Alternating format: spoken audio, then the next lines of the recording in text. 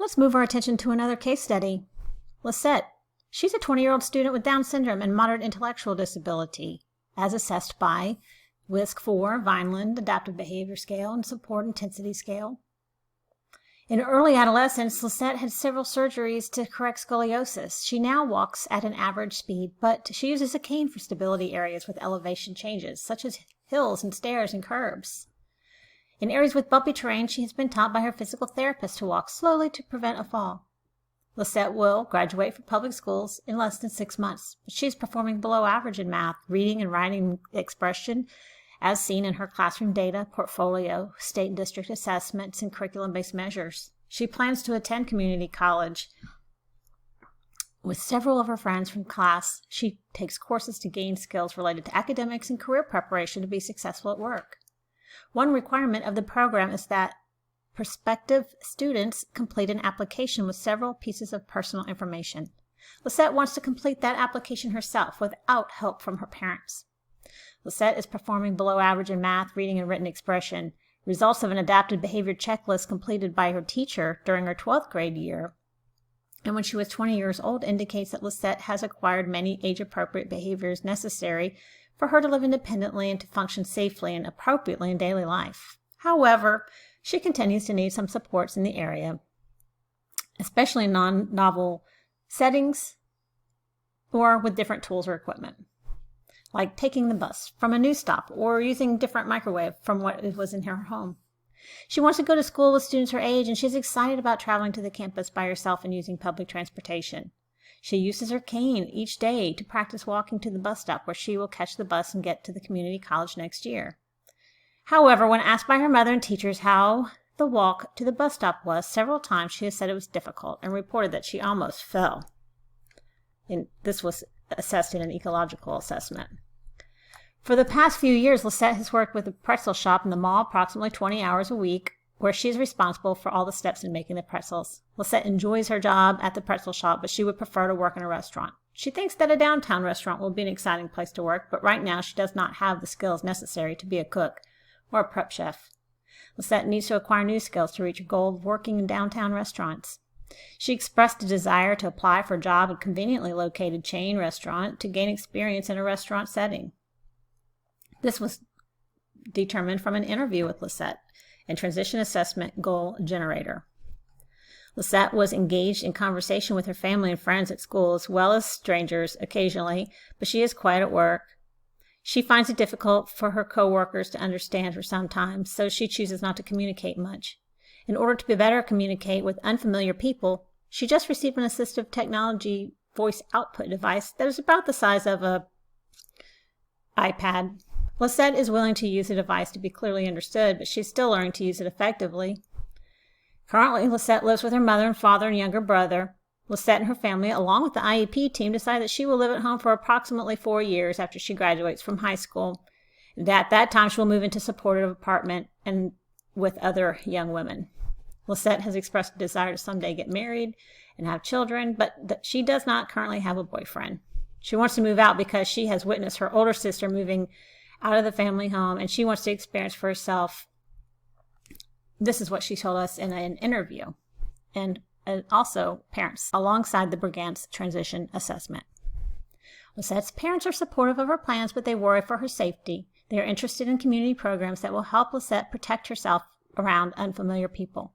Lisette also tends to walk and talk to strangers on public buses, which makes her mother nervous about her trip to the community college. In addition, Lisette's parents would like some strategies to help Lisette get ready for work in the mornings after they leave the house for work. They express concern that she will forget something, such as her employee identification, her cell phone for emergencies, her house keys, or her money. Finally, Lisette reads at a 3rd grade level and is unable to read signs that she sees in unfamiliar places. Classroom assessments and district statewide assessments provided this information. She has also problems reading the time on the analog clock, which is found in most food service restaurants. So how can we organize this information? Well, first we look at preferences. And the assessments have indicated that she's interested in jobs related to the food industry, being able to socialize and being independent with others her age. She's interested in getting married and having children, wants to move out, be a cook or prep chef, and she and her family are interested in community programs that will help protect her. What she needs is mobility and communication support. She is needing to gain more efficient use of her voice output device, safe socialization skills, and strategies to independently be ready for work. Additionally, telling time on an analog clock and improving reading would help. Her strengths are that she has successful employment. Her functional skills are strong and support readiness for independent living. Lisette received an assistive technology output device that she's willing to use. The assessments gathered through the IEP transition team gives us plenty of data to determine Lisette's current level of performance and her preferences, interests, needs, and strengths. How can we translate this into post-secondary goals? Remember what our post-secondary goals are intended to do. Basically, give a statement of what the student intends to do after graduation. So for Lisette, it might be after graduation from high school, Lisette will attend the Workforce Development Program and complete a non-degree program in food services at the community college. Or for employment after high school, Lisette will work on campus part-time in the food court at the college and with supports from vocational rehabilitation and the staff at the college. After community college, Lisette will be employed in food preparation with a caterer or a full-service restaurant in her community. For independent living after high school, Lisette will use public transportation to safely navigate through her community. Just remember that the post-secondary goals have to be developed based on assessments administered and interviews conducted with Lisette, specifically with employment goals and focus on competitive employment options. Another part of the transition services plan is the goals that are related to what the student will do to gain more education or training to reach that post-secondary goal. These annual transition goals should answer the question, where will the child acquire the skills to become what he or she wants to be? The transition services drive the IEP rather than serve as a separate plan. So here's an example goal. Given direct instruction on utilizing a graphic organizer to comprehend complex literary texts, Allison will complete the graphic organizer with 80% accuracy as measured by the teacher rubrics by the end of the first school semester. Notice, the goals need to be measurable. Will we know when Allison has completed this? By the end of the first school semester. Activities clearly spell out the action needs. And you will also add in the person or the agency written for each activity in your plan. Let's take a look at other domains. Development of employment. These goals should answer the question, how does your child want to earn a living? Let's take a look at development of employment. These goals should answer, how does the child want to earn a living? Some examples might be, given 2 job shadowing experiences, one in each of the following early childhood education and elementary education, Allison will identify her likes and dislikes of each setting by completing a job interest survey and verbally describing her preferences during the duration of this IEP. Or, given direct instruction for completing a job application, guided practice, and personal information, Lisette will complete an application with 100% accuracy by the end of the second school semester. Community participation goals should answer the question, is the child capable of living independently as an adult? Examples of goals that address independent living skills might be, given a bus schedule adapted with pictures, Lisette will select the correct time and stop for 5 scenarios of activities presented to her with 95% or better accuracy by December of the current school year. Adult living skills and post-school options are goals that answer the question, is the student capable of living independently as an adult. And these goals are going to address independent living skills, such as living in supportive housing programs or independent living.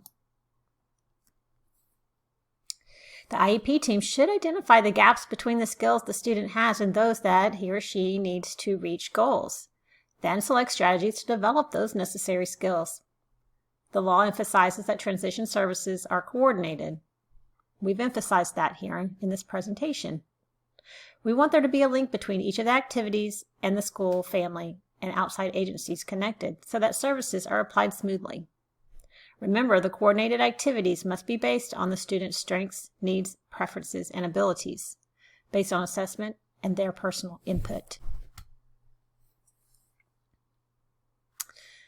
Daily living skills are goal areas that are not required, but only if necessary. And they would relate to such skills such as hygiene, toileting, initiating with people, with communication, perhaps cleaning. And it follows the same guidelines as other goals. So what makes a good transition plan? First of all, transition services are directly linked to the child's disability. And you might have noticed that I use the word child a lot when we're talking about transition services. We're talking about children of all ages and grades, but usually those that we don't consider children anymore. But using the term child is simply just a way to be aligned with IDEA, in that if they're eligible for transition services and an IEP, they must be considered a quote-unquote child with a disability. So that is the reason why the term child is being used. So if the child or student has a learning disability, though, services should be focused on areas impacted, such as academic needs and social communication challenges. So these services would look different for a student with a hearing impairment. So remember, transition services are individualized part of an IEP. So we want to consider the same direct linkages to the student's need based on disability. We don't want cookie cutter transition plans.